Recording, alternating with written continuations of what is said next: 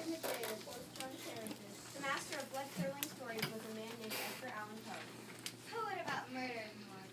About gargoyles and being buried alive. And this tale, still considered one of the most horrific stories ever written. It's the story of a man who was lost. What? I'm not crazy. You may think I am, but I'm not. And thus the tale begins. It starts with the old man. Yes, that's right. The old man.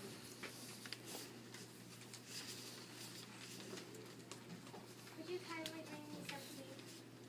Of course, I'll be right there. With the morning paper, too.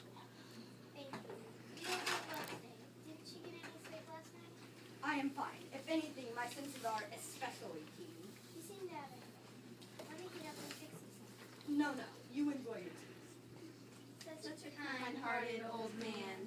True enough, he had never done me harm. But that eye, how I despised it. It was like that of a picture. Pale blue with a milky white film upon it. A milky white film. I wasn't crazy. It was the eye. How I despised it. It taunted me. It belittled me. It drove me from the room. I had to extinguish that eye. He had to extinguish the eye. So I set about the task. Night after night, I crept into the room. He shone light upon the eye. But every night the eye was closed. It was the 8th night as I crept into the room. I heard the old man suddenly sit up in bed. He cried out in fear. Who's there? I remained still for hours without moving, barely breathing. Then I shone a light upon a single beam upon the eye, It was open. wide open, and it made me furious to look upon that dull blue milky eye. The vulture's eye. And then I heard it. The beating of the old man's heart. Faster and faster.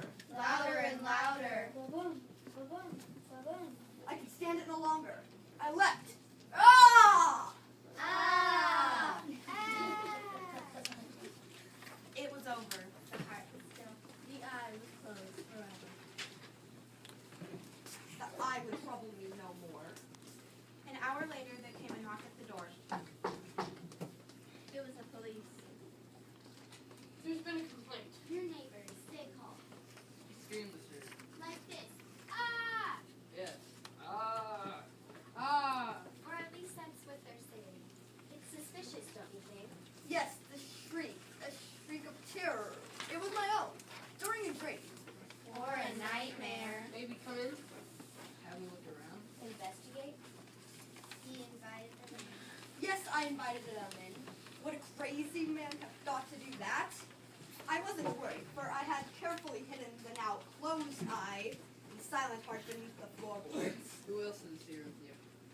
Yes, with whom do you live? And what? Where is he now? The old man, he is away.